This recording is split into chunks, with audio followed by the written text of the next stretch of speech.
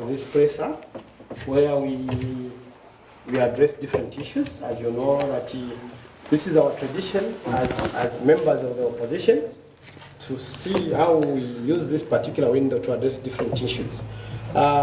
With me here is that we will have Honorable Kafwaya, and then we have Honorable Sanga and Honorable Mbibile, and also our national chair lady is in the house and to give support.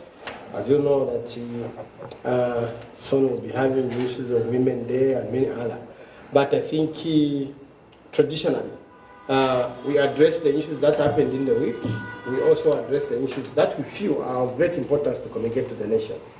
To set the ball rolling, we'll have Honorable Fire, who, as you know, had that motion which saw members of the ruling party storming out of parliament, which is a misnomer from where we stand, especially that we are supposed to debate on the issue of the living conditions of our people.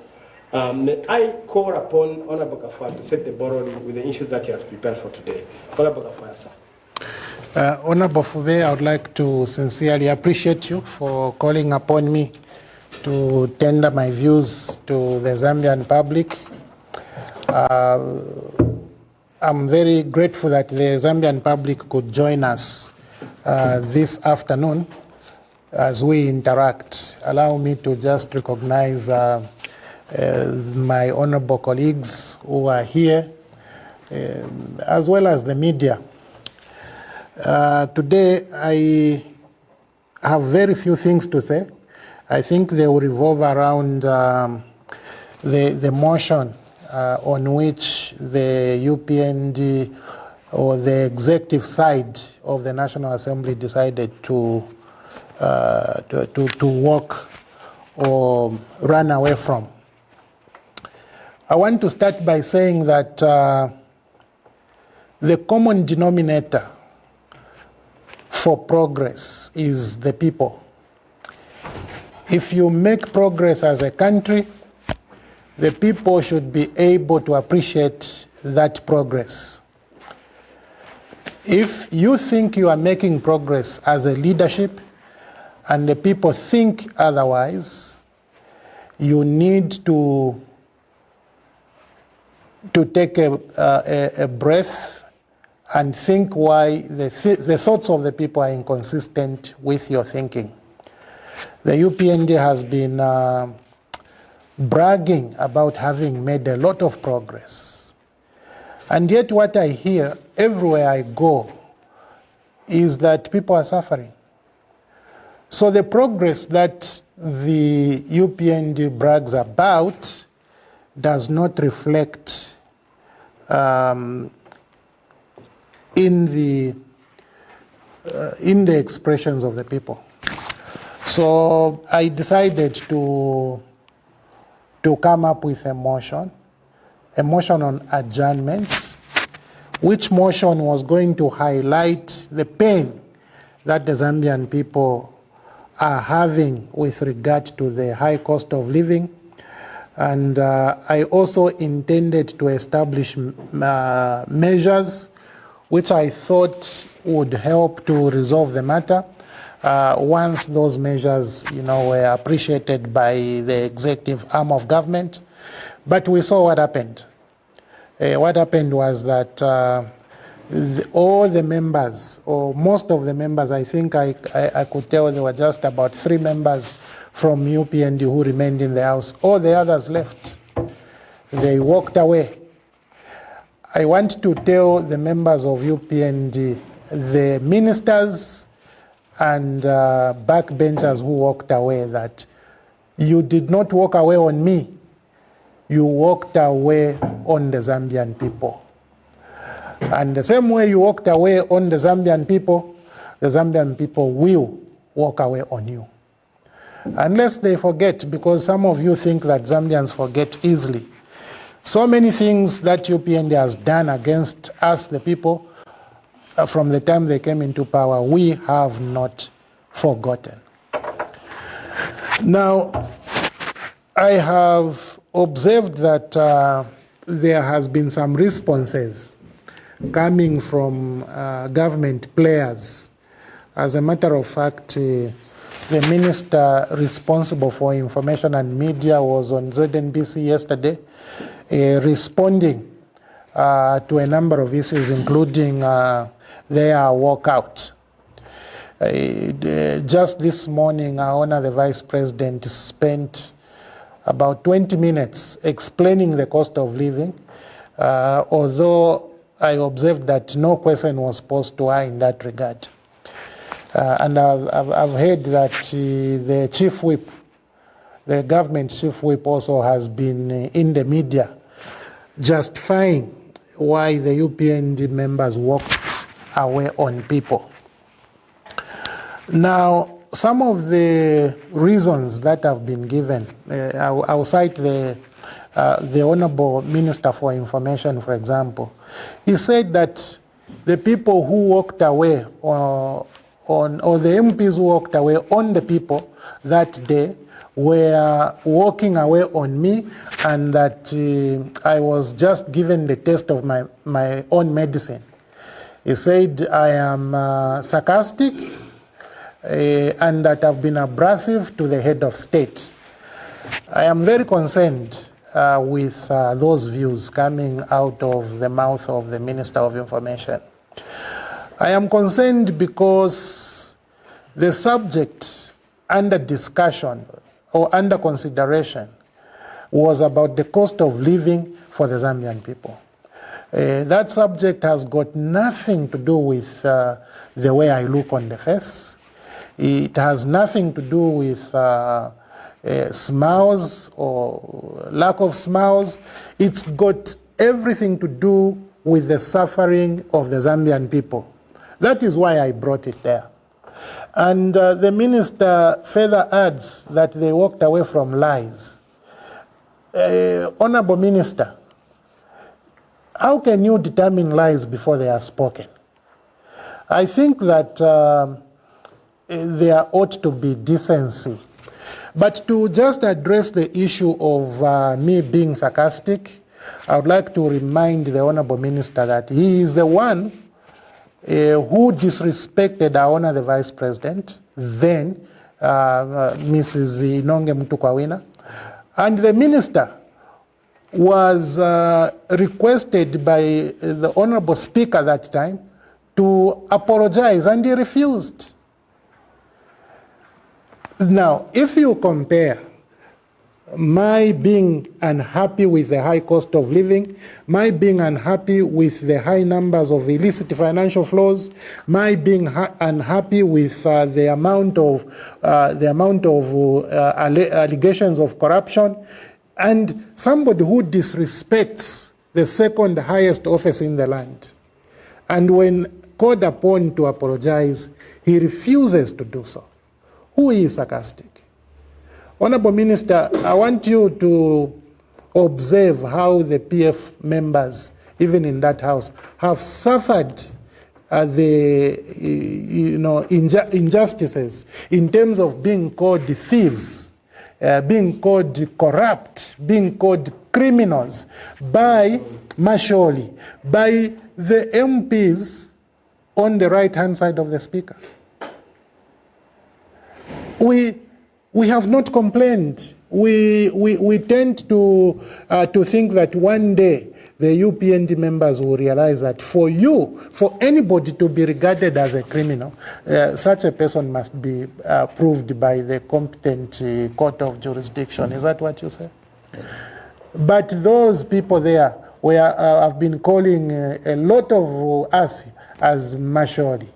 You know the issues of the 48 houses, issues of ambulances, but the story of ambulance has not stopped.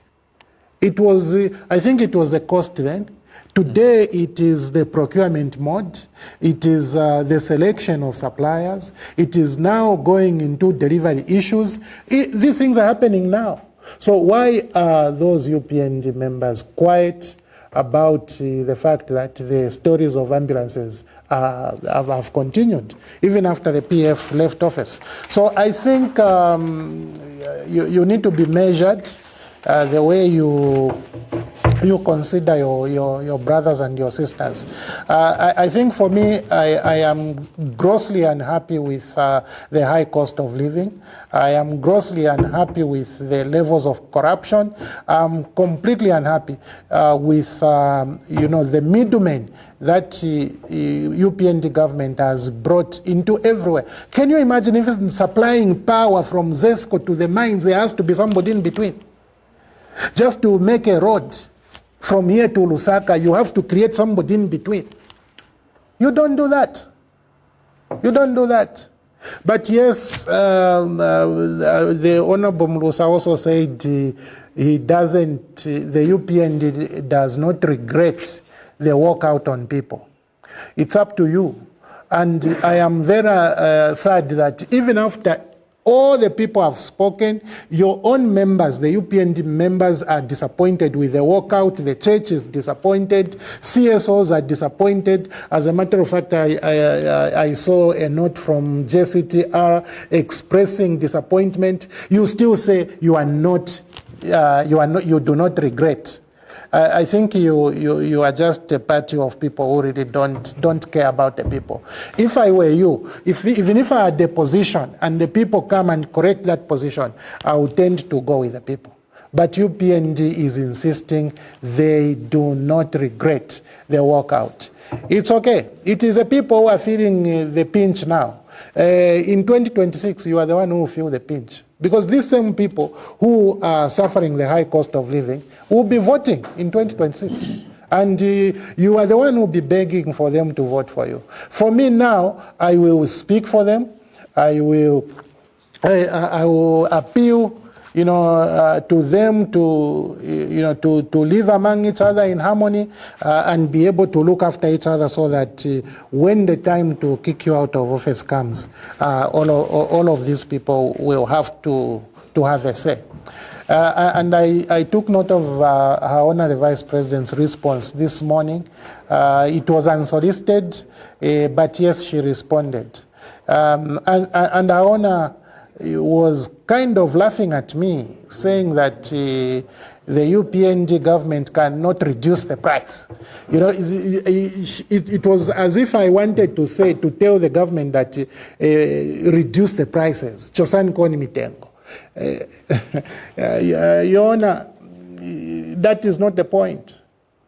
My point was to highlight the suffering of the people, and also to speak about various policy interventions that I think can help the country if you did take into those, you took into account those policy interventions. For example, under fiscal policy, it was my strong intention, to talk about your tax policy.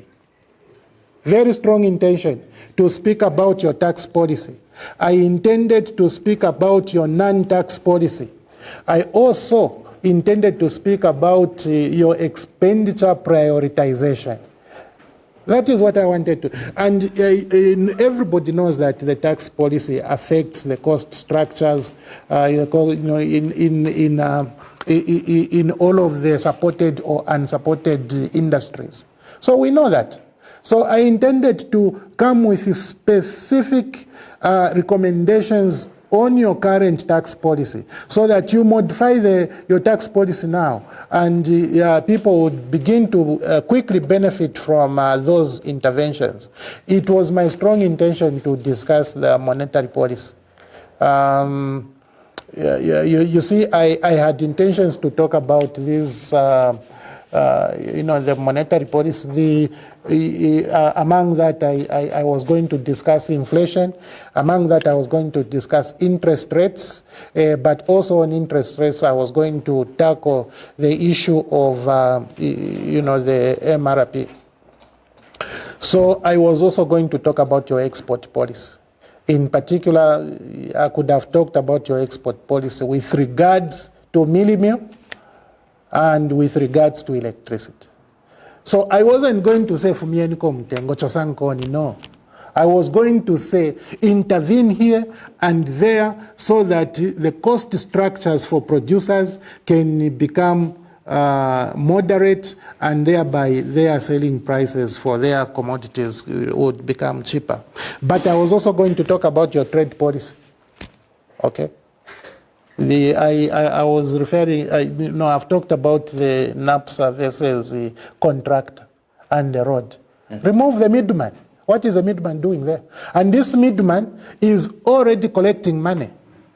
He's already collecting money for the road which has not been done. Where is the money going?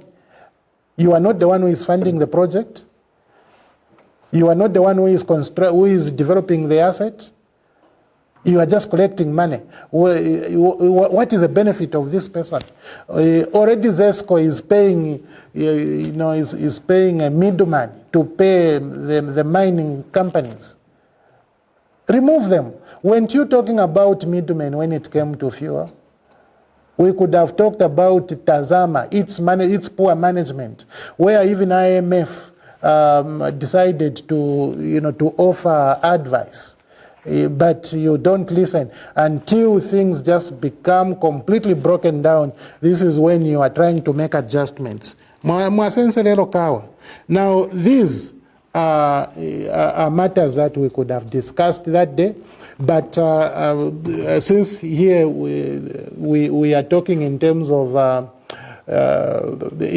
abbreviations, we could have expanded these issues for our people to benefit from, and also government to benefit from. But what we had is the government, the executive government, walking away on people and causing the quorum to collapse, and thereby no conversation. So they could not formally debate this matter. I know that Honorable Muitwa has been talking technically. No, government needed to take no action. You can't ignore the high cost of living. You would be a careless government to ignore views that are coming to help you resolve the high cost of living. So I expected that the members on the right-hand side of the speaker, those in the executive part of government, we are going to be interested in resolving the problem of the high cost of living, and they were going to exchange their views. And those who would have been there, who are in the executive, could have taken up those ideas and be able to possibly implement them. I know that UPND does hardly implements good ideas that come from the opposition, but this is affecting everyone.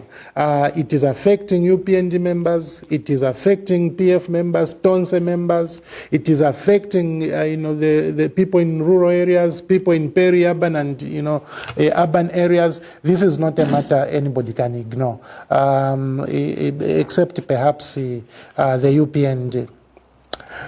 I wanted to just make it clear what my intentions were, but unfortunately we are dealing with the UPND government. Let me just briefly now, as I conclude, comment on some views that have been expressed by some people. I think I read the newspaper the other day where a bishop was saying that tribalism is rife in UPND. I know that UPND has been trying to craft legislation to stop people from talking about tribalism. And the reason I think they want to do that is because they know they are in high gear when it comes to tribalism. I want to recommend that UPND government should moderate on the appetite for tribalism and regionalism. I am saying so because as the bishop said, the Zambian people will respond very badly to this because Zambians do not want tribalism, not even a bit. If you don't heed the advice of the bishop, you will be in trouble. We have long believed that even those people you have packed at cabinet office, and those you have fired, tribalism and regionalism has been a strong influence. To that effect, I want to challenge Her Honor the Vice President to release the list of names of all the people who have been packed at cabinet office and those who have been fired after being packed there, so that the issue of tribalism can be seen as to whether people are justified in claiming that this particular scourge is rife. Publish the names of all the people who are seated at cabinet office in the holding position. And if you may, proceed to submit even the names of those who replaced those people in those offices or positions from which you plucked them. Stop tribalism.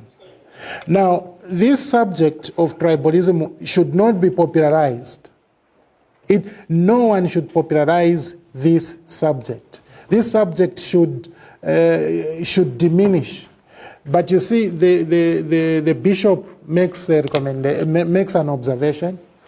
Even people who are just commentators, like Why Me has also made some observations.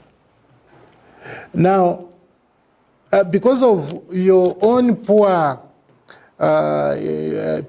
policies on national unity, you may find that you may go and arrest Why Me and fail to arrest the bishop. So for us, we'll come and tell you, you are selecting. Now, I don't want the bishop to be arrested, the same way I didn't want Mabonga to be arrested, the same way I didn't want Munia to be arrested for commenting on things that are happening. Because the UPND now is arresting those who are making comments and leaving those who are doing the actual tribalism. And if you do or comment on tribalism and you are UPND, you make some strong hate speech sentiments. If you are UPND, particularly when you are a minister, even if you are reported to the police, nobody will act. Because I don't see how a bishop can be labeled a Lucifer. I don't see that.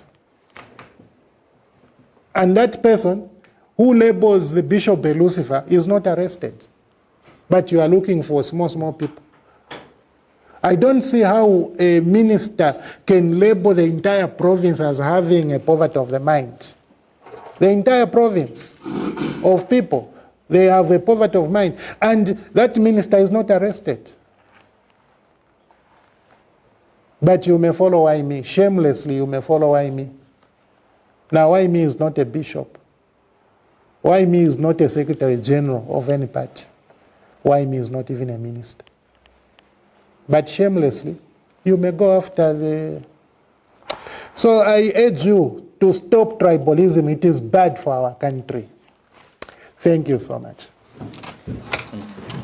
Thank you so much. And I think it was a mouthful, and I think it was good that for us to attend to different issues. There is also an argument that members of parliament for PF and the opposition have been walking out. But I think we need to underscore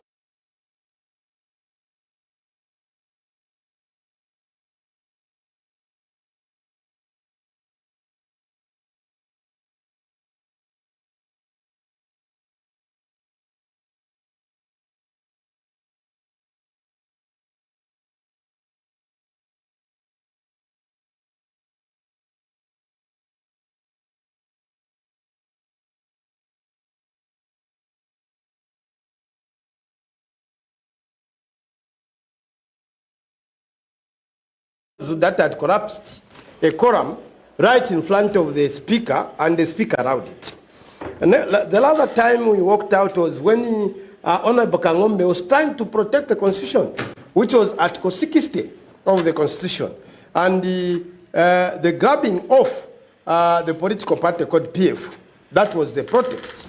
And we walked out because we thought the Constitution was being mutilated, and according to Article 2, we have the right to protect the Constitution. Again, 16 members were suspended out of that particular walkout. And we wait to see those who walked out on the people because of conditions of service, where conditions of the human beings would be suspended. Maybe on a close-up, as I link, is the issue of institutional corruption, which Honorable Kafwaya linked to. I think the institutional corruption has even been, identified by the highest civil servant, the Secretary to Cabinet, when he was warning permanent secretaries, and I think that is already in the public domain, when he was telling them that they have transferred a lot. They have also chased shadows a lot. It's time that they started submitting these officers to the anti-corruption and the other law enforcement agencies. And when we look at that, it did talk about the problems in the procurement system. We know the scandals that have been coming out, and that is institutional corruption. So we don't want to underscore, of course, other things that have been addressed by Honorable Kafwaya. I wouldn't like to overemphasize them in the interest of time. At this point, I would like to call upon Honorable Tsanga to address the issues as it may be. Thank you. Thank you very much, Mr. Moderator. I also recognize the presence of senior members of the Patriotic Front here, led by the Chair Lady for Women Affairs in the Patriotic Front, under the auspices of the Tonse Alliance. I recognize the members of Central Committee of PF, who are also senior members of Parliament. I'm grateful for the opportunity, Mr. Fuve, to also interact with the people through the press, whom I also welcome here.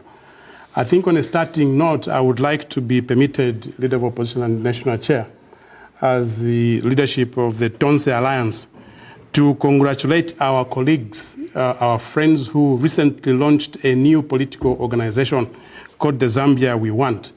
You have noticed that there's a new child or a new kid on the block, a creation of a new political party. We in the Tonse Alliance have received the notification of this launch with massive excitement.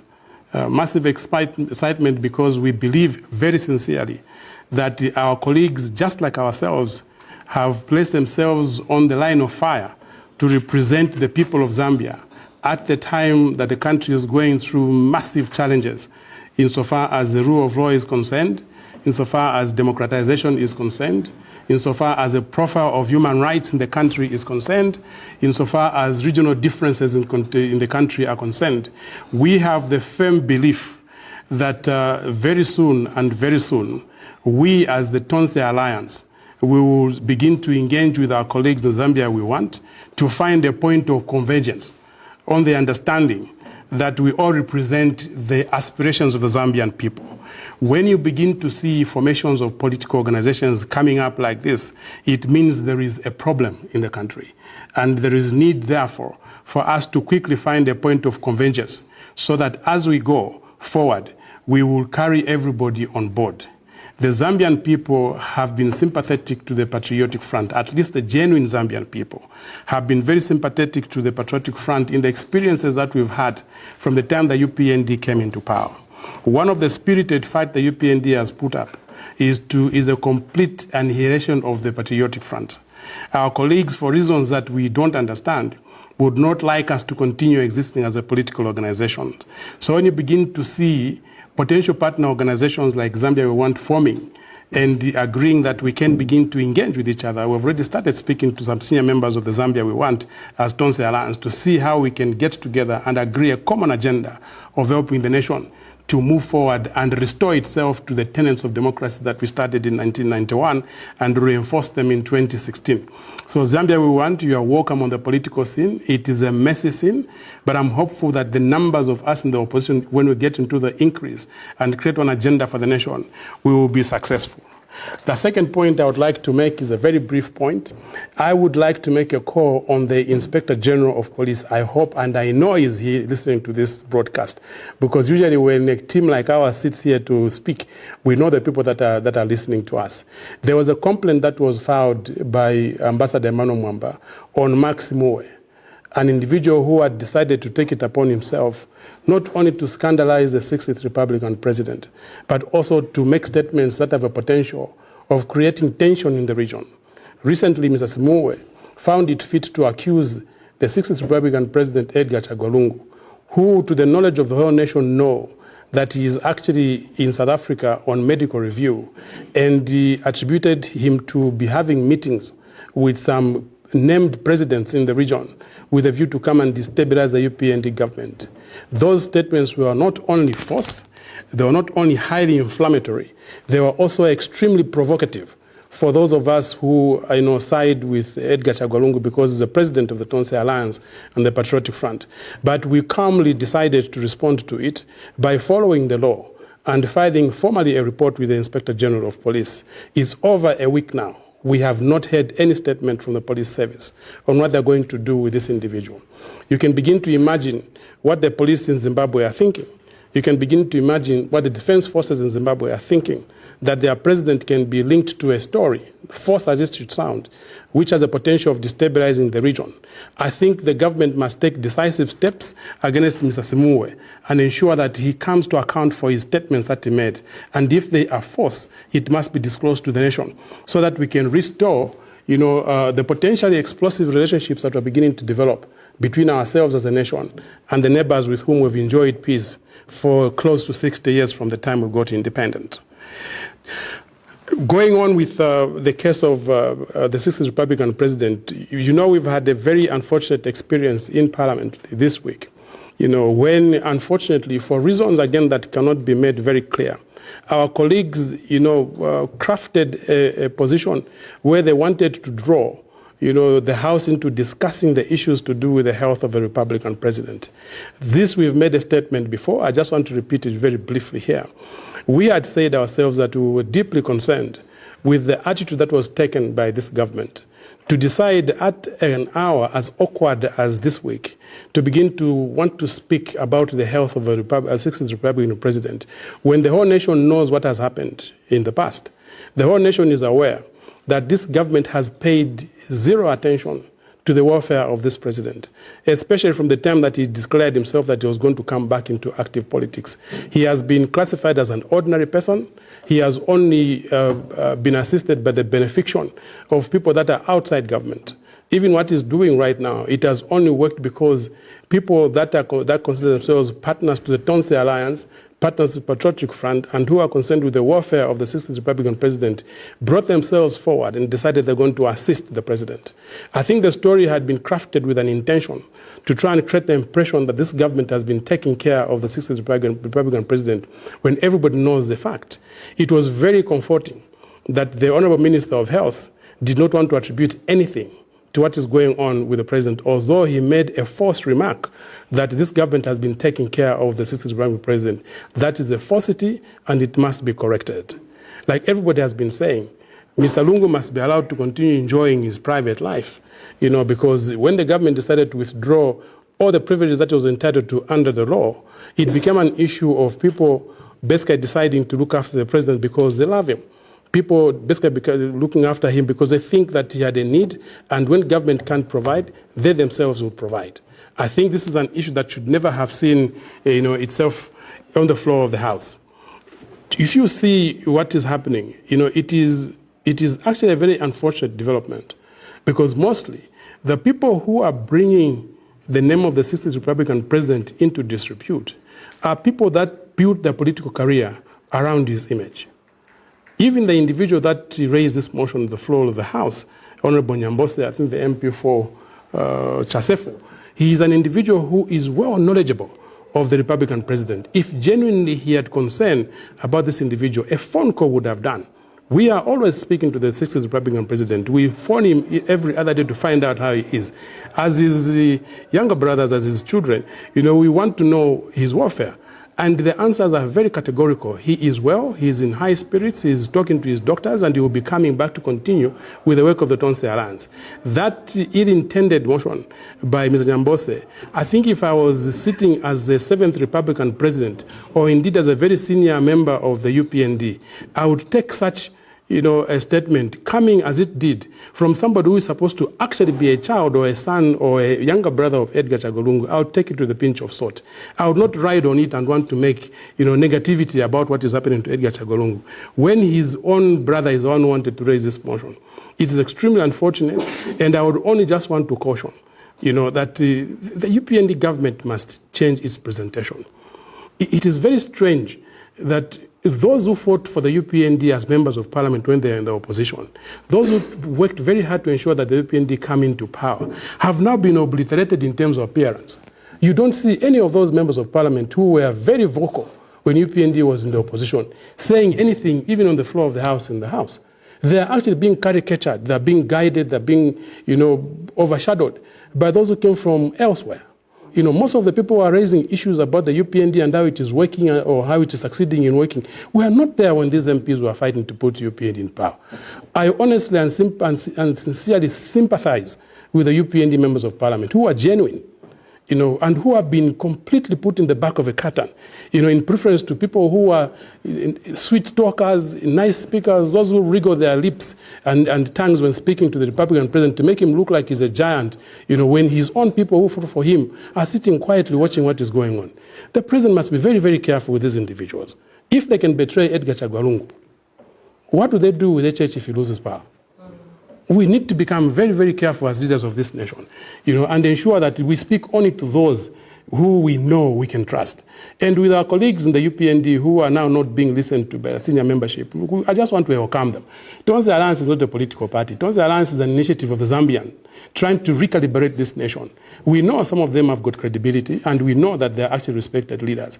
For me, I would like to, extend an open olive to them, an open branch rather to them, and ask them to possibly consider enlisting on Tonse Alliance. We know that they're speaking to our colleagues, behind the curtains. It is probably time for them to come to the surface now and ensure that we begin to work together to change this country. It is unfortunate that you can wage a struggle for 20 years and put a government into power only to be overshadowed within 3 years by people who actually came from MMD, came into the Patriotic Front, destroyed it, and now went into UPND trying to destroy it. If we are going to do this, we are going to lose a direction politically as a nation, because politics is about passing on. We are going to make all of us who are seasoned leaders, we who respect our responsibility to govern, you are going to make the public begin to judge us wrongly, and they're going to give power to children who will not even be prepared to run the affairs of the nation. Please become mature. Our colleagues who are jumping from one political party to another just to go and destroy what your friends have worked hard to build. Okay. For me, I wanted to speak about the Anti-Corruption Commission today. I think these were just my introductory remarks. But the Anti-Corruption Commission, there is something positive to say about it this week. And quite sincerely and honestly, it's unfortunate because I would have wanted to make the remarks I'm making now on the floor of the House. I had indicated that I was going to debate, the appointments of the Anti-Corruption Commission with good intentions. But the miscalculation by presiding officers is always the thinking that when we want to debate, we are all going to debate in the negative. So sometimes they curtail debate, and who loses at the end of the day is a business of the House. I just want to say that we as the Patriotic Front and Tonse Alliance were concerned with the absence of leadership at the Anti-Corruption Commission for close to a year, from the time that the board was dissolved and from the time that the DG was shown the door. That institution is not only strategic, but it's also important to inform the nation about how resolved we are in our fight against corruption. It was very unfortunate that we had left it without incumbency for a long time. And I was going to say yesterday, thank you to the UPND government, at least for making a decision to fill the vacancies that had been created after those unfortunate incidents that we had seen in the fight against corruption. We had totally collapsed. In fact, even now, we have a collapsed fight against corruption. Nobody can tell me in this country that we are succeeding in fighting against corruption. The only thing that we are succeeding in doing in the fight against corruption is pitting the former government against the new government.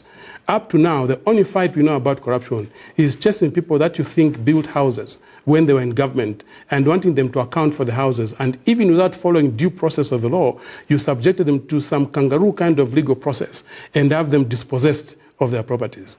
I am thinking that what happened yesterday is a dose of confidence in the Anti-Corruption Commission. And I am thinking that these individuals who have now been given the opportunity, rare as it is, to preside over the affairs of the Anti-Corruption Commission will stand up and will discharge their functions with distinction and will pay particular attention to what is the agenda of the fight against corruption in the nation. I was quite comforted by the names that we were ratifying yesterday in Parliament. Mr. Justice Evans Zamaundu, who is just a retired judge of the Supreme Court, is the individual I have personally interacted with for more than 25 years.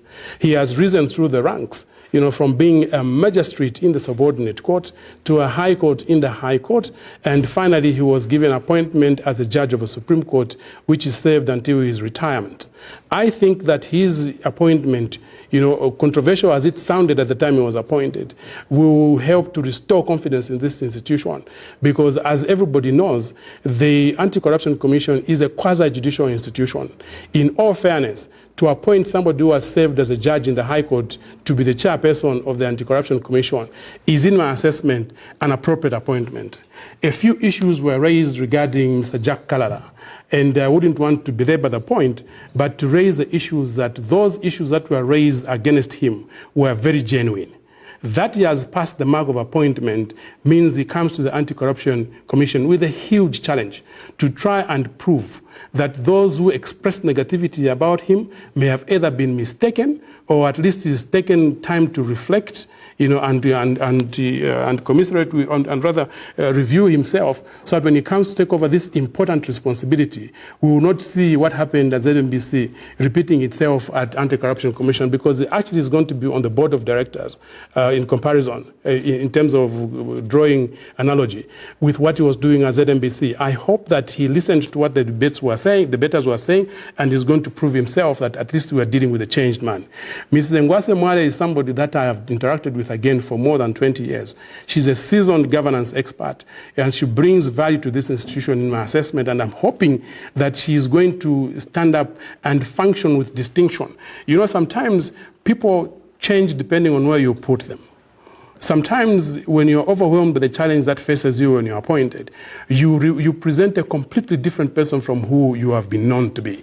I have the expectation that Mrs. Mwale, who I have known to be a ferocious NGO activist, will carry the same capacity into the SEC to ensure that the board becomes functional, compared to what we were seeing in the last board, where nothing was going on until they actually had to be dissolved, because mostly they spent time dealing with each other rather than dealing with issues concerning corruption in the nation. Kaumbu Mondela is a lawyer whom I have known. I think I have mentored him to some extent. I know him very well. He is also a very seasoned corporate governance lawyer. And because he's appointed to the board of the Anti-Corruption Commission, I have the expectation that he's going to export into this institution his acumen in corporate governance and ensure that what is going to be happening at anti-corruption is going to be in accord with the expectation of corporate governance of a quasi-judicial institution, which is also a quasi-government institution. As I said, the anti-corruption is a very important institution. It is only fair that we begin to appoint people of character and people of impeccable moral standing to put in this institution.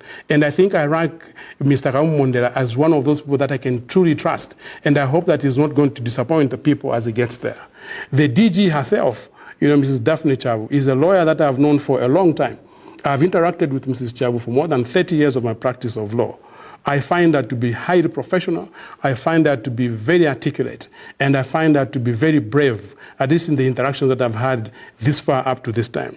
She is now serving as Permanent Secretary at the Ministry of Lands, and this appointment now actually traverses her from moving from a political platform to a professional platform. People have actually argued that this appointment somewhat was wrong because she is actually an active member of the UPND. It's a huge challenge. It's a huge challenge because if everybody has followed the SEC, Mr. Tom Shamakamba, one of the reasons why people believed he never functioned was because he was also extracted from the UPND leadership and put into this position. The challenge Mrs. Chagwa has is to transcend quickly from being a political figurehead to a professional person who runs an institution that is so important. In fact, the customers for Anti-Corruption Commission, 80% will be coming from government ranks, because corruption takes place mainly in government institutions. So, Mrs. Chagwa, the person that I know very well, I think this appointment was appropriate, and I think that the profession from which she comes, the Law Association of Zambia, highly recommended her appointment, even if they raised issue about political inclination. But my expectation is that she will definitely rise to the occasion and ensure that she functions very effectively, because she now carries the biggest mantle in the fight against corruption in this country. Having spoken about that, I want to express what I expect are my expectations from what I want to see from an Anti-Corruption Commission in the next 90 days. Okay? Firstly, I hope that this now heralds a new journey in the fight against corruption, where there is not going to be any selective application of the law. We've had challenges before where we have heard that if a government official is alleged to have committed corruption, somewhere there's been some kind of defensive mechanism taken by the government in power to prevent the public even knowing that somebody is being investigated. I am hoping that the arrival of Mrs. Chagwa at SEC means now this door is shut. If you are from the opposition, if you are from the government, if you are accused of corruption, the law must visit you in equal measure without any restraints. I also want to call upon the government, in which these officers will operate, to allow them to independently operate, to be decisive and without fear of any recrimination, and to prevent the visible, backlashing that we're hearing previously, where the commissioners were bickering amongst themselves instead of carrying out the rules they have, to ensure that we fight against corruption. They must take on and investigate all the cases that have been brought to the light by the public. There's so much information about what is going on in the UPND government. We hear all manner of stories about corruption in the UPND, which have never seen the door of the Anti-Corruption Commission. With a new team, I now have the expectation that this team is going to close its eyes to who comes before them and open its eyes to nothing else but justice. All the cases we've heard about these ministers who up now have not been mentioned, we want to hear about them probably in the next 1 week, that there's investigation against all these ministers, and the recommendations are going to be made. If prosecutions are going to ensue, they must ensue.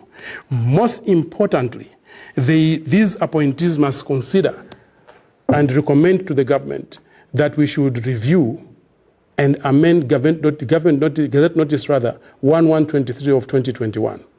We, as members of the Patriotic Front, as far back as from 2021, have been saying that we lost the fight against corruption when we passed this Gazette Notice 1123, which places the Anti-Corruption Commission and other investigative wings under the office of the President.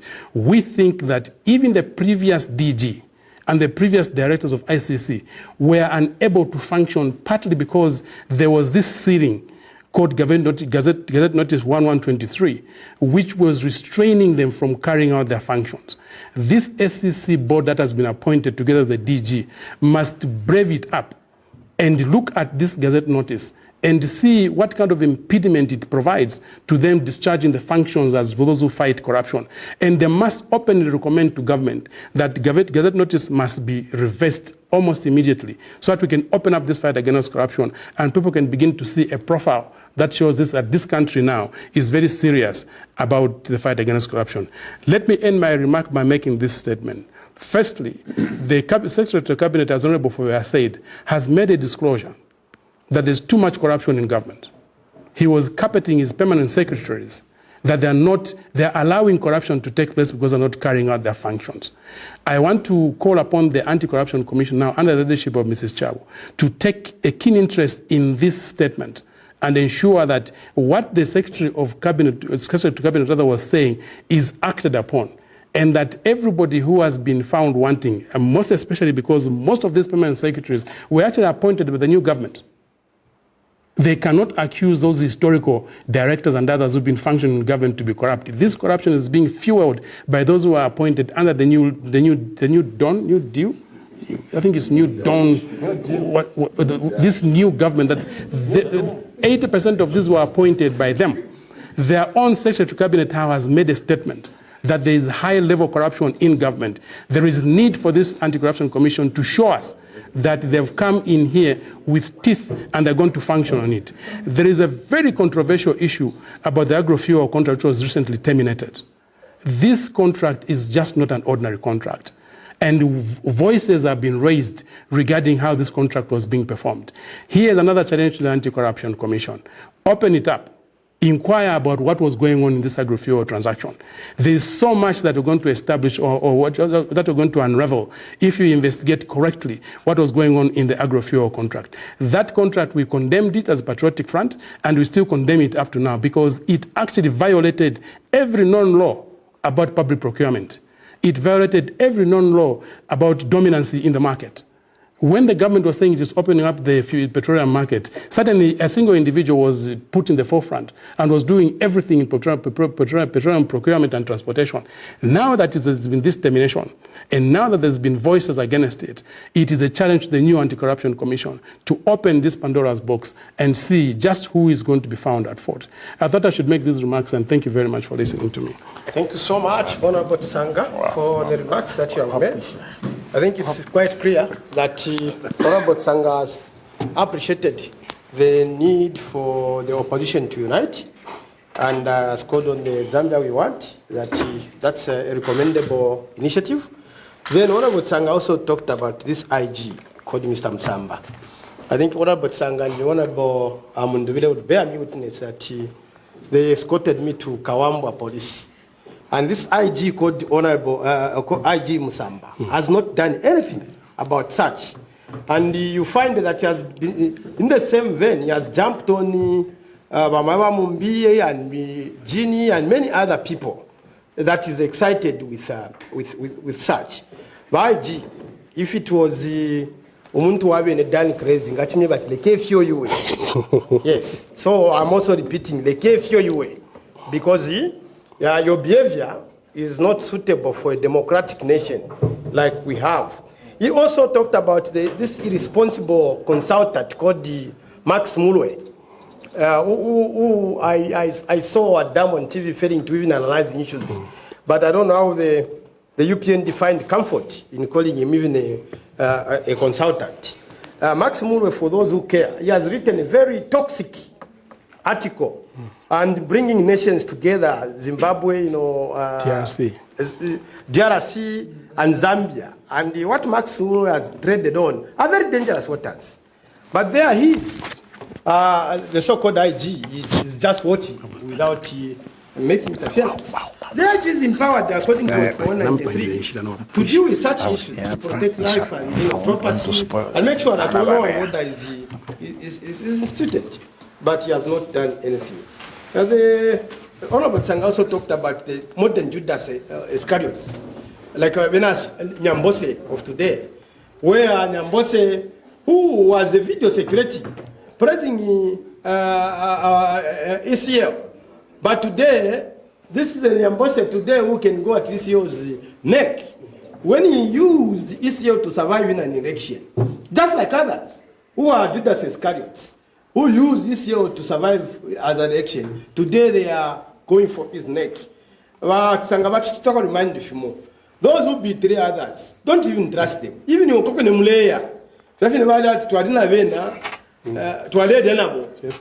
yes, and today folk trust and what do you think? Nyambose, who used ECL's name to even become the MP platform, because he's an MP, because somebody helped him to be an MP, and you want to be comfortable with such a Judas, it is up to you. I think he ended up on agrofuel. It is on this table that we tackled agrofuel. The Tazama deal, we tackled it here, and nobody paid attention. We even quoted Article 210 and many other articles that were supposed to be followed. Government paid the deaf here to the same. And we have seen now them coming back.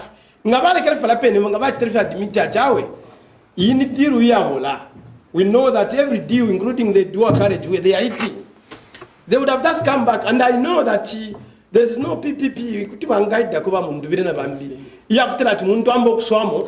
Before talapanga po na 1 kilometer. Ale swamo matoge I have 3. Ale swamo for 23 years. Before talapanga po na 1 kilometer. Tali PPP bombati. Ngawapange chintu wachimuna chamba okubomba. Ero wala swamo. Ero wabula PPP, wabula windala mashanapsa, wapela private individual. Futi bale swamo for 23 years. Naba mboku swamo tabala appreciate. Mwe bantu bakwalesi. So I think let me call upon Honorable Mundubile to wrap up and give a final punch to our presser. Honorable Mundubile, sir. Thank you, Honorable Fube. I will start by acknowledging my colleagues, Honorable Mrenga Kampamba, our National Women's Chair Lady, members of Central Committee, the name of Honorable Mtotwe Kafwaya and Honorable Joe Chisanga, Honorable members of Parliament present, Honorable Mlenga Fube. I've seen Honorable Emmanuel Tembo and our hero, our local hero from Petauke, Honorable Simon Jehovah Jaire Banda, JJ. Of course, not forgetting the media. My colleagues, Honorable Kafwaya and Honorable Tsanga, have done a fantastic job. And I think there's nothing to take away from the discourse that they've had today.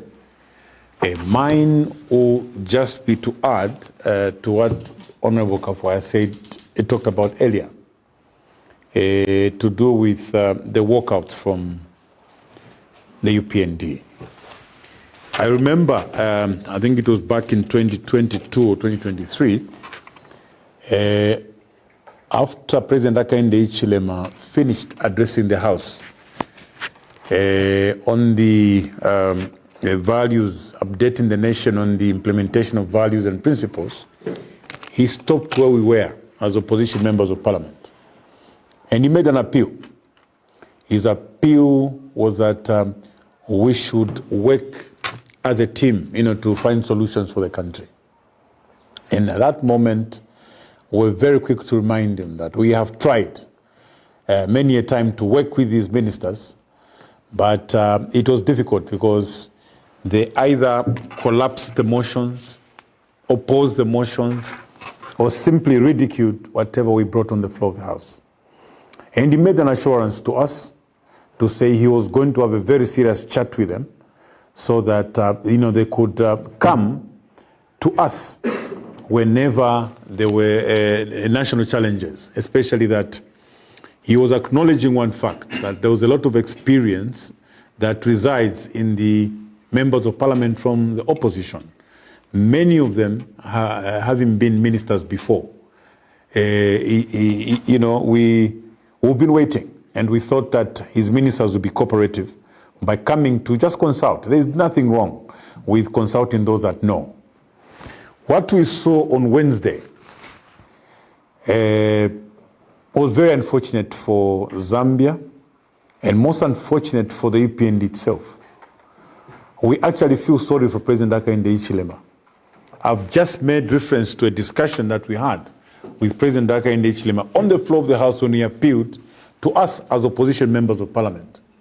Now, if his ministers and members of Parliament could walk away at a critical time when they should have been giving hope and comfort to the Zambian people,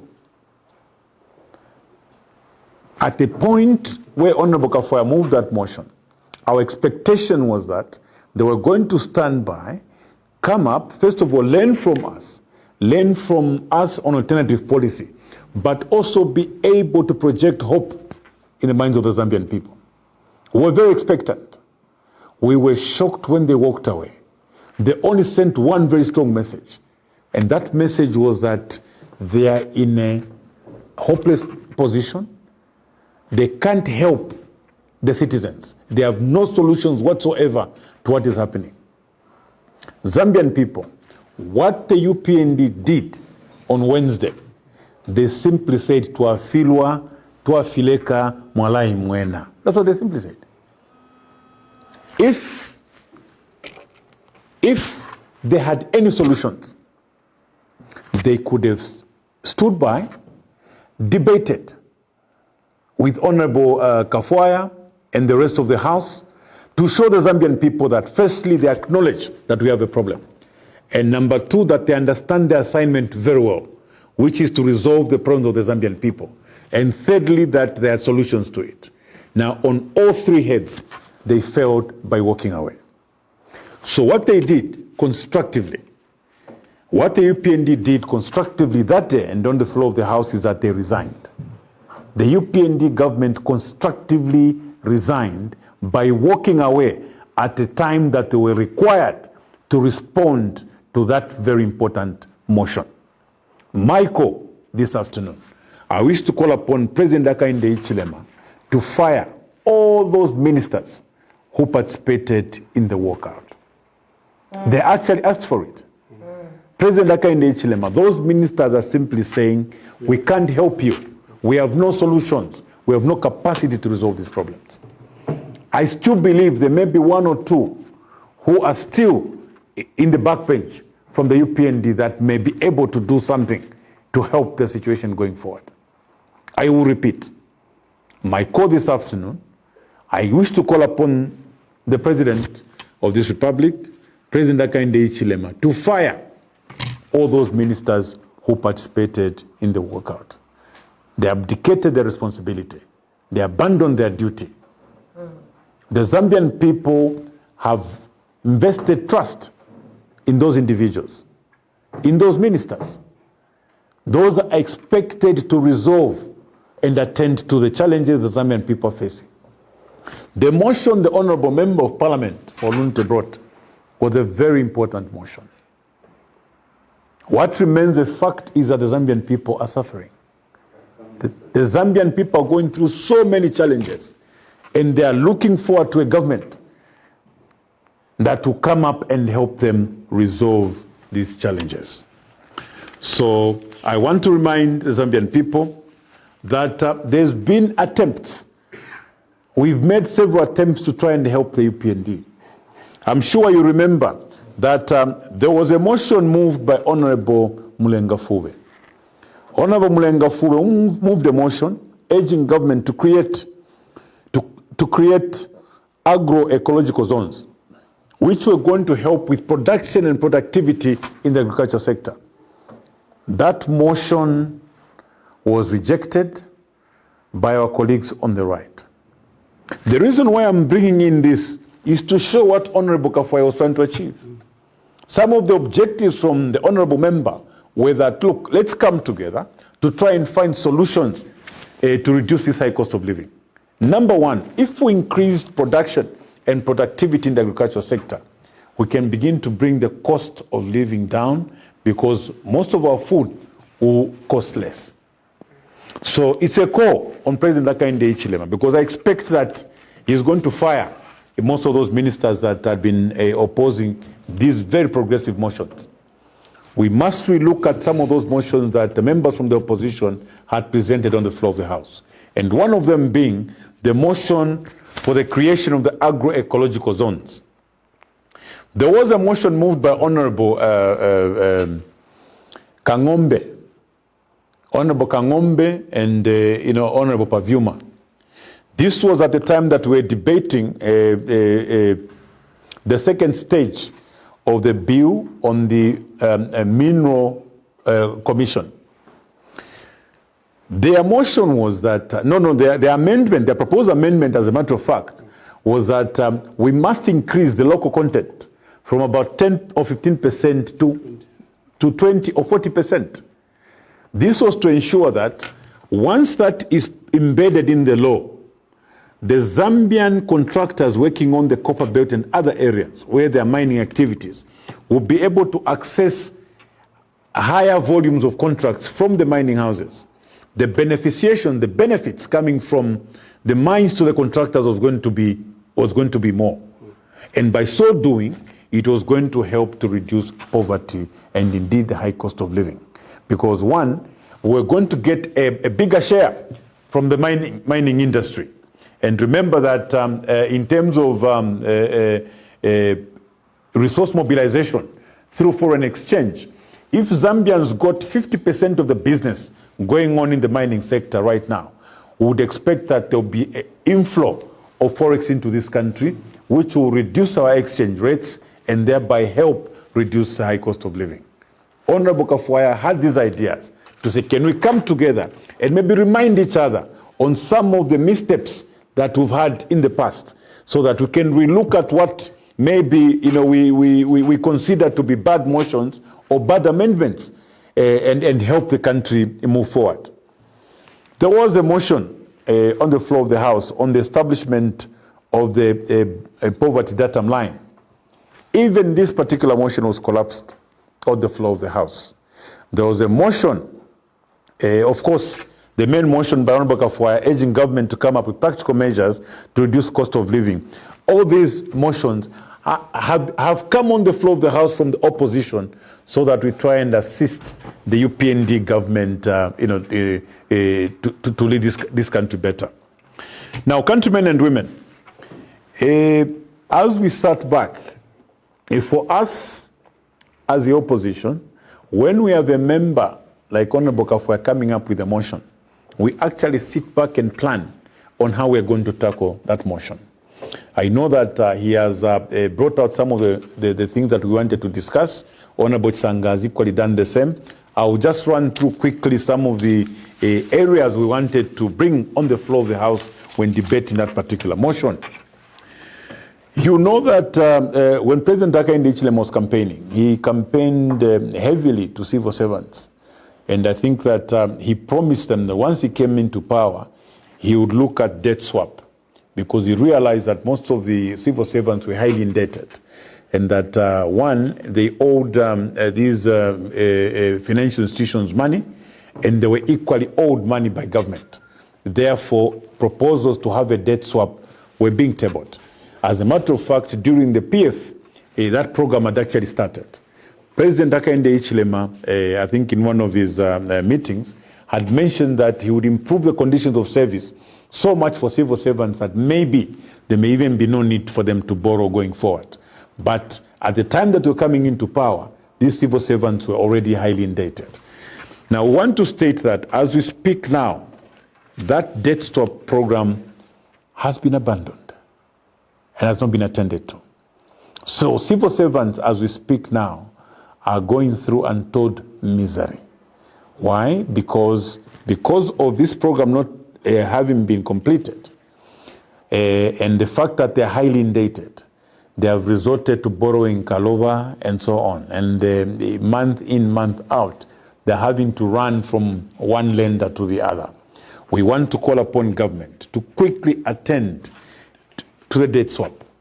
We know for certain that this may just help some of our civil servants who are highly indebted. The issue of miners. We know that when the UPND government came and said they had resolved issues at KCM and issues at Mopani, it was expected that the copper belt to begin to thrive. As I speak to you today, we've had a chat with our MPs coming from the copper belt and established that most of these miners and mine contractors who have actually been trying to do some business with the two mines, they normally pledge their property, their houses as collateral to be able to access some working capital and finance these projects. Many of them are having to forfeit these properties because the mines where they're supplying their goods are not paying them. And the people that lend them this working capital are now foreclosing on these properties and getting their properties. So this, again, adds to the poverty and the misery of our people on the copper belt. We want to call upon the President Hakainde Hichilema and his ministers to reconsider the amendment to the Act so that, one, we can raise the local content from whatever percentage it's at now to over 50%. And number two, encourage the mining houses to pay the contractors on time. so that they don't find themselves in these embarrassing situations where they are now having to lose the property which they worked so hard for. And we also know that most of the business currently, at the two mining houses is being given to foreigners. This is the reason why that particular amendment is very, very important for local content. There must be some guaranteed business for the locals. The Minister of Mines and Minister of Finance have many a time come on the floor of the House to tell us about how they are resolving challenges in the mining sector. Our position as Patriotic Front and our position as Tonse is that the UPND government are only resolving problems that relate to foreigners. All the problems that relate to the locals are not attended to. If that wasn't the case, then by now they would have been quickened to increase participation of the local companies in the mining sector. They have opted to restrict the participation to about 10%. Now, you have these foreign mining houses that you have given huge concessions amounting to billions of dollars, but you also want them to trade within themselves, not allowing the Zambian contractors to participate substantially in this particular sector. Our call on behalf of the mining contractors on the Copper Belt and beyond is that government should relook at that motion. Government should look at that amendment and ensure that we increase the local content from whatever percentage it is to at least over 50%. Otherwise, what's the benefit for the Zambian people? If they're going to be restricted to only benefiting from employment, Zambians must also benefit from supply contracts within the mines. So, President Hakainde Hichilema, as you consider firing your ministers who walked away, bring in a minister who can listen to the Zambian people and improve the livelihoods of the people on the Copper Belt. So we've talked about the miners. The other challenge that Honorable Kafwaya and the other opposition members of parliament observed is that it's been 4 years from the time the UPND came into power. There are local contractors, suppliers and agro dealers that have been owed money the past 4 years and they've not been paid. These are some of them are just simple suppliers. They supplied beans and carpenter to the army. They've supplied stationery to cabinet office. They supplied this and that, did this and that with schools. And they've not been paid for the past 4 years.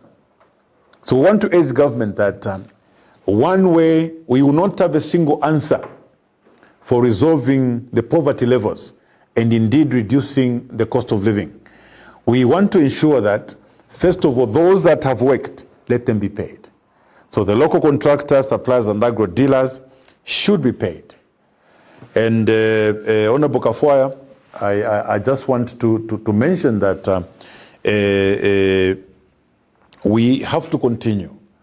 I know that the motion that you had was to speak for the Zambian people, and that many of the points we wanted to deliver on the floor of the House should still be delivered, whether it's on radio or other platforms. Because what remains a fact is that the Zambian people are suffering. The civil servants expect us to speak for them. The miners expect us to speak for them. Mine suppliers and contractors expect us to speak for them. The local suppliers, these are women and youths that have supplied items to government, expect us to speak for them. And that's exactly what we are doing today. I just want to conclude my discussion with an item that you raised, Honorable Kafwaya. This is to do with Article 259. You're talking about appointments that have been made, especially in the public sector.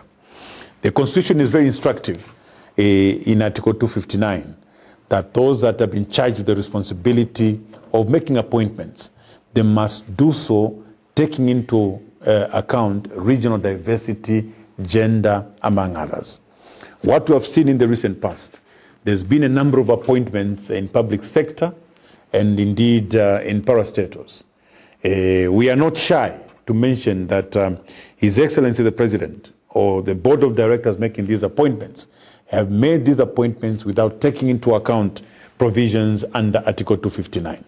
We have seen that there has been no consideration of regional diversity in making these appointments.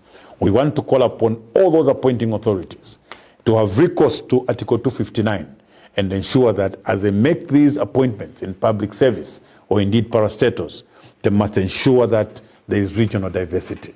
What we have seen in the recent past, in the last 2 years, leaves much to be desired. But we are representatives of the people. We can't shy away and look elsewhere when we can see our constitution being violated with impunity by those that have been put in those positions.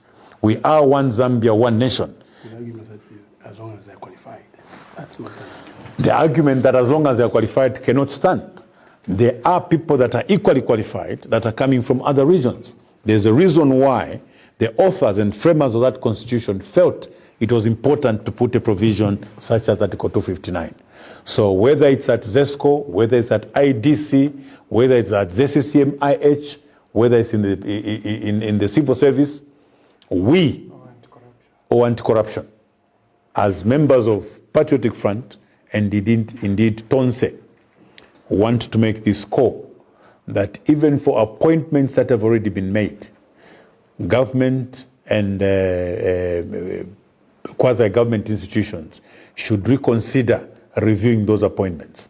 Because as far as we are concerned, there was no recourse to Article 259 of the Constitution. So indeed, Honorable Kafwa, you've made a correct observation. So going away from the civil service, what we've also observed, there are those of our brothers who are making tribal remarks. We want to ask them to stop making those tribal remarks. There were people that made tribal remarks when JJ Banda was abducted. Members of parliament stood up to speak against those individuals who had made those remarks. Our honorable members, in the name of Maureen Mavonga and Munia Zulu, were instead arrested. So yes, honorable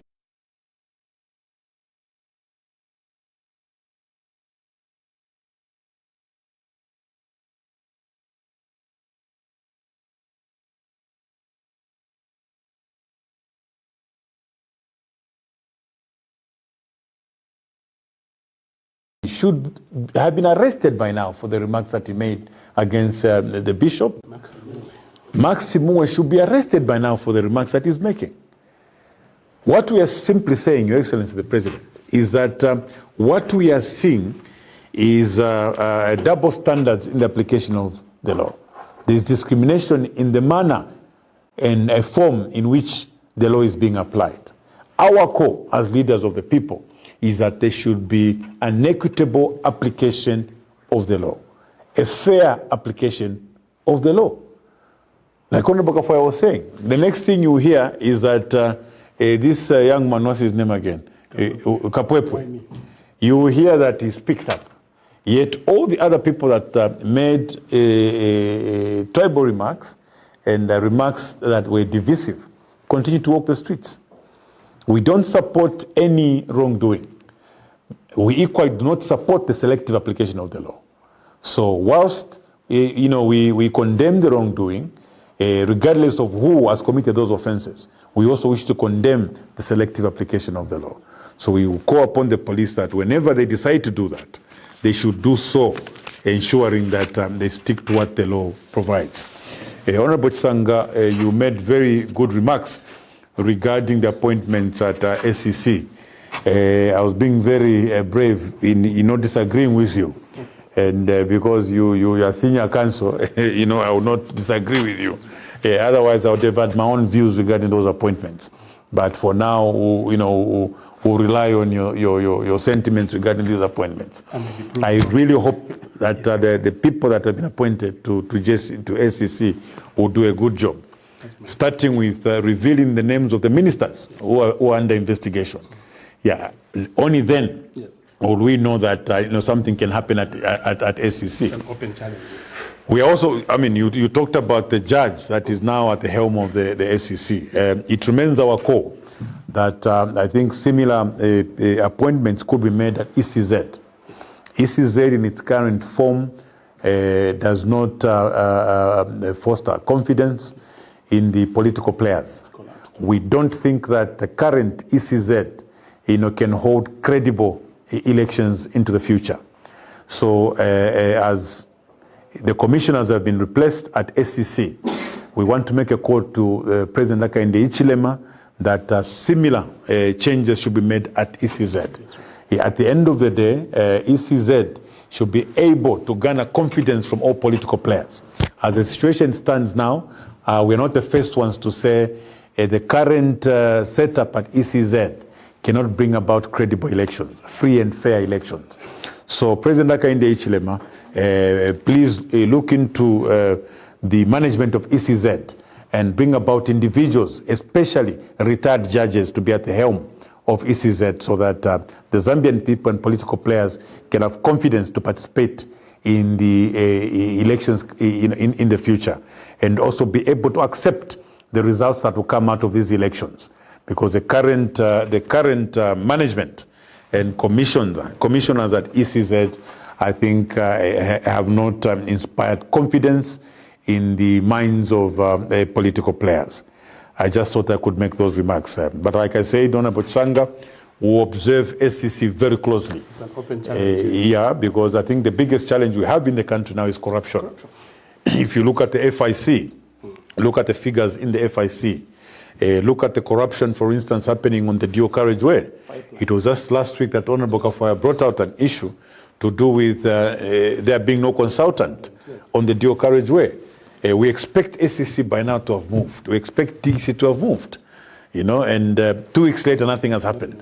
So we hope that with the coming of the new management at SCC, they will start with the dual carriageway, because that's in Lusaka. Yeah, there is no Tazama pipeline and the dual carriageway, and the FIC reports, amongst others.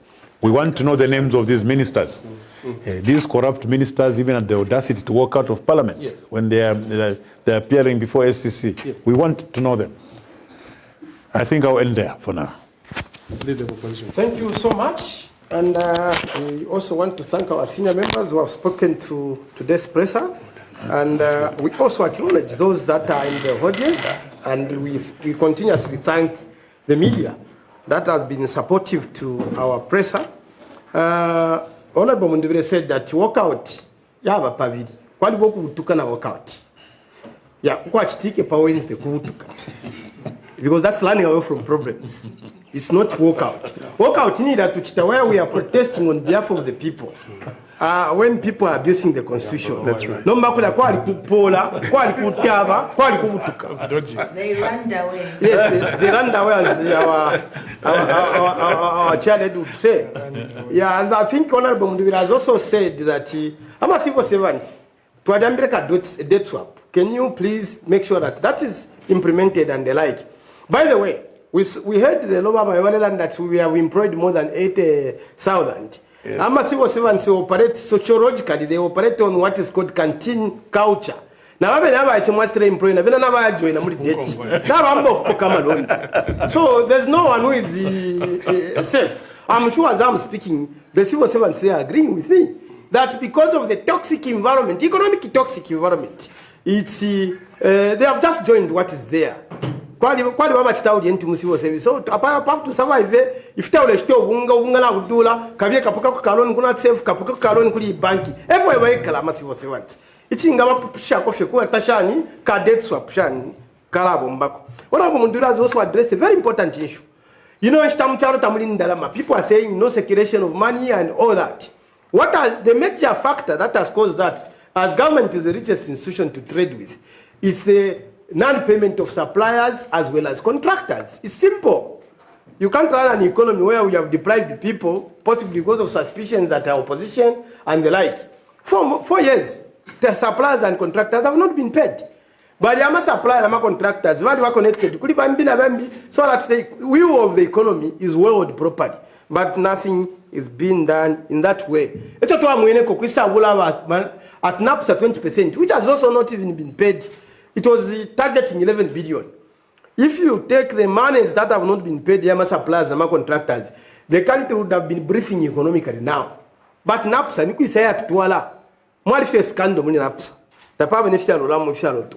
And then he also talked to address an issue of content, local content. Mu mining sector. Ukwamba fie elo siso roads ya mining mu Zambia. Ukushintana lelo. Zambians, as the population progressed, have depended on mining. Even when we develop different national plans, mining still remains a very key area where we have to get monies, where we have to get a livelihood. And the moment you discriminate the locals out of the mining sector, which is giving us 70% plus on the export value, export volumes, you have discriminated the country because kalakeneka punda kakulila pwavena Zambia la bena. Epo mulefu wa mteshani, muwa state discriminate. And I think generally, Honorable Mundubira has also talked about the selective application of the law, which is even selective justice.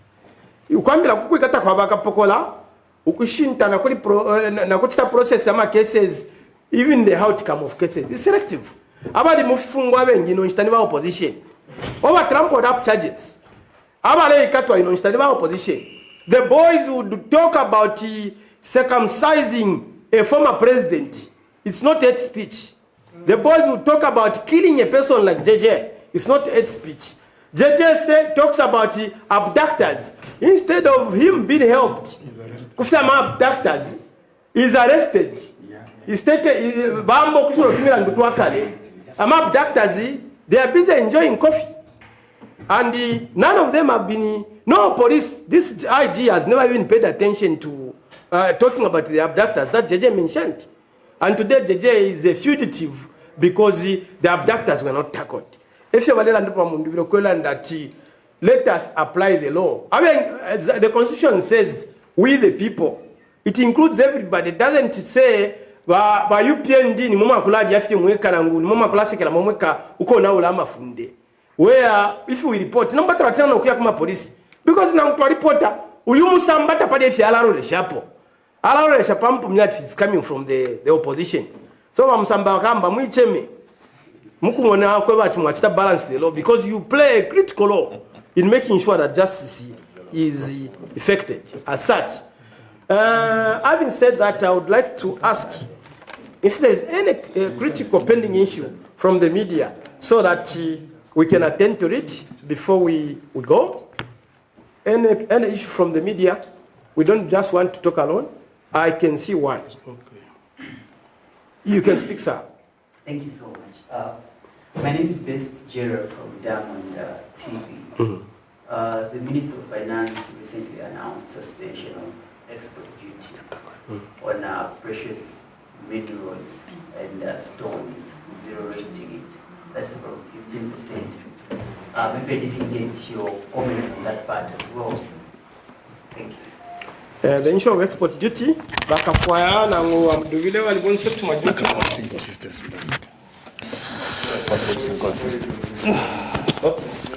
Another one, let's take another one so that we tackle them together.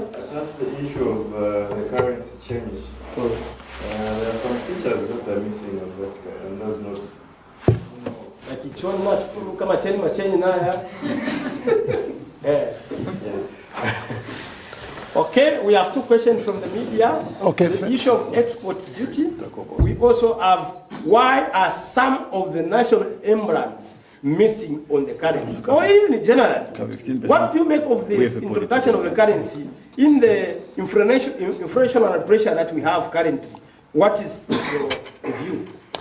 Okay, so thank you, thank you so much. I think these are matters that are interpreted differently by different people.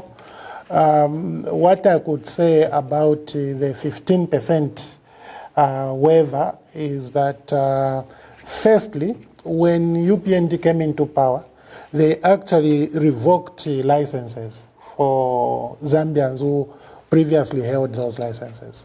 That means that UPND has now selected their own people to become the miners of those precious stones.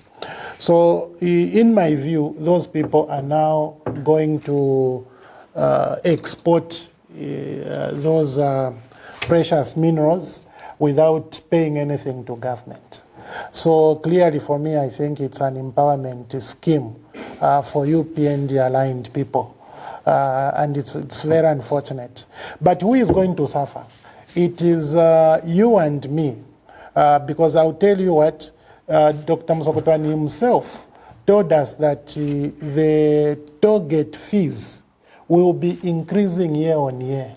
They will be increasing. And those toll gates are not going to him. They are not going to the treasury. They are going to somebody in between the funder and the company developing the asset. So you have these problems. This money is just going to the same people. It's these same people who are in between ZESCO and the mines. ZESCO now can't sell power directly to the mines. They have to sell power to somebody sitting here, and then that person sells the power to ZESCO. So the model of business that UPND is creating is just favoring certain people, that they have determined that those have to be favored at all costs. Unfortunately, it's at the cost of the Zambian people. It is not wisdom, it is not wise for government to take away money when you actually don't have money. Not long ago, we were begging for money as a nation via the office of the president.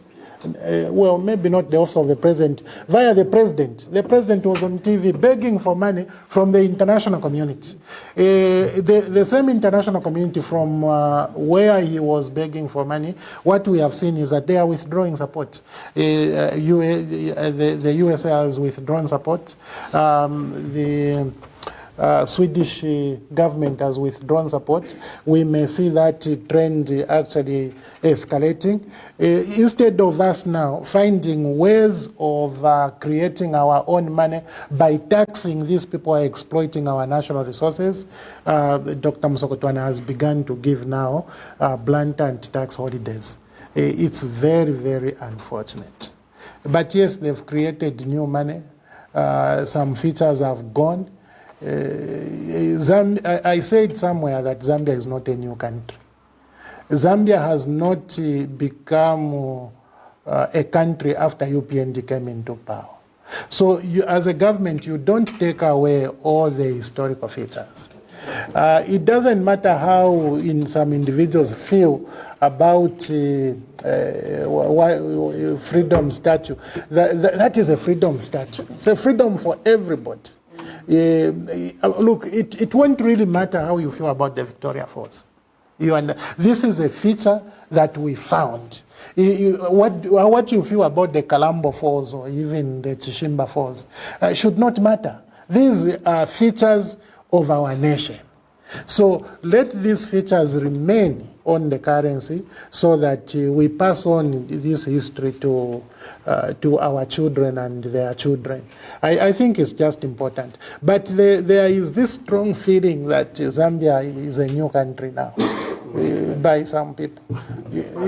Look, yeah, no, you don't have to like the guy on the freedom statue. You really don't have to. As a matter of fact, you don't have to like the presidents who have ruled this country before. But that is part of our history. But this government just wants to wipe away the history of our nation. It's very unfortunate. Just very brief. I think Honorable Chagwa has touched on the main answer in responding to that. But just to remind the nation that, look, you don't. The Bible says you shall know them by their acts, or you shall know them by their deeds.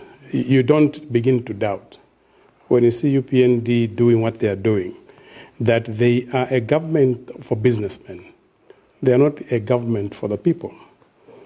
Because you can never justify, like Honorable Chagwa said, at the time when every coin that comes into the treasury matters, somebody decides to make a reckless decision as to remove tax, which can generate income for the government. But this can only be done by somebody who's motivated by, giving comfort to business people that are their partners, as opposed to people that they swore they're going to represent, people that they swore they're going to operate government on whose behalf. The issue of taxes, I'm just trying to look at my history in the emerald sector, in the subsector of the emerald, or the semi-special, they call it precious stones. It's not the first time this issue has arisen. In 2001, when Mr. Mwanawasa was elected as a president, this idea was mooted. Mr. Mwanawasa refused to drop tax. Instead, he had engagements. I was working in the banking sector at that time. He had engagements with local banks. He had engagement with international banks, including the European Investment Bank and the World Bank, who even proposed a loan to the Zambian government to finance the development of small-scale miners and mining of precious stones, emeralds, etc., etc. It was sparred. That is how a government responds to a challenge like this. You don't respond to a challenge like this by opening it up for people that are not even citizens, but who have dominated the mining sector, allow them to start mining your minerals and take them out of the country free of charge. I've been hearing that there have been some little organizations that have been lobbying for this thing, but you can tell that even those organizations have actually been moved or they've been persuaded by the bigger boys behind the curtains who would like to ensure that they get a benefit from mining our minerals, at a very cheap or even at no cost at all. And this is across the board. It's not only the mining, the 15% you're talking about. You should look at this in the same light as you look at all the incentives given to the mining companies. The mining companies that have been coming into this country from the time UPND came into power, they've actually even bludgeoned their investments in the country. Where they spent $1, they'll tell you they spent $100. Why? Because whatever equipment they're going to bring into the country, they don't want to pay you taxes until they have written off the expense they made in importing this equipment to the country. And nobody, if you know how mines operate internationally, they operate in a structure called transfer pricing. They literally just bludgeon the pricing of whatever they bring into your country so that they run away from paying your taxes. It needs vigilance. It needs patriotism. It needs nationalism for you to be a leader that can engage up close and candid with these mining companies and demand that a fair share be given to the locals, even as you explore your minerals in the country where you are being hosted. But unfortunately, the UPND has never presented itself as a government that is prepared to give you and me a benefit of being a national of this nation. The 20% that the Leader of Opposition was talking about in the Mineral Commissions Act, we debated it for 3 days in Parliament. Yeah. It was taken. They saw the problem because the public paid too much attention to the debate that was on the floor of the House, and they saw the problem. They knew they were losing it. They withdrew the statute and said we're going to have further consultation. It came back without any changes. Why? Because when they went out there, they could not persuade those who are sponsoring to remove that local content provision in the statute. So you should know the leaders by what they project and how they conduct themselves. The same story with the money. There's nothing that has motivated this government to change the appearance of our money, except that they lack patriotism, they lack nationalism. There are certain aspects of history that you can never live without. Africans were enslaved. You can't run away from that. Africans were colonized. You can't run away from that. Africans fought for independence. You can't run away from that. Macheni is a real-life story of an individual who describes how we fought to get independence. You can't, 30 years, 60 years down the line, think that you can change the trajectory and put in things that fit your present whims and forget about the history. The American dollar has got features that are 100 years old. 200 years old, they're still on the American dollars. Why? Because your children must come and know where you're coming from. A people without a history is a lost people. And this is how we're getting lost in the wilderness. But these are not small issues that people would like to trivialize. We need to pay particular attention to how we want to continue describing or defining ourselves as a nation called the Republic of Zambia. But it's up to what the press is going to do to investigate these cases. Thank you, Honorable Tsang and Honorable Kafaya, for attending to the questions that came from the journalists. Thank you. I think if it's Mozageta, I would say now for boys and girls. Because what is happening at I feel it so. And where you are talking about my comfort at Court of Takuji. And all that. There is a thing called the national heritage or national memory. If you are given chance and then your role is to delete national memory or national heritage, then the issue of patriotism is definitely doubted. Because those factors are supposed to be a rite of passage, where you hand over them to generations that come. All of us who are gathered here today will not be here, but there is need that those who are coming after us should know where we are coming from. National heritage and national memory should not be played with carelessness. Patriotism is what this team is emphasizing. That's why we are called Patriotic Front, because we are patriots of the nation. And I think in looking at that, there is need. We call upon the UPND to be patriotic. We know that even their economic policies are not patriotic. By category kopa, number by kuma precious stones. Finch wala shala pona fiena. Wala ushikubake kata kumenshi bakashitishi. Bali kata already kuma light. You know where you have been load shaded at the expense of they are exporting electricity and at the expense of Zambians. So all those activities are not showing patriotism. Such that we can't think about our own people. I'm not being rational, but I'm thinking that and there's need that we look at ourselves first. Yeah, instead of praising those that are outside the nation. This inferiority complex we have, we need to address it.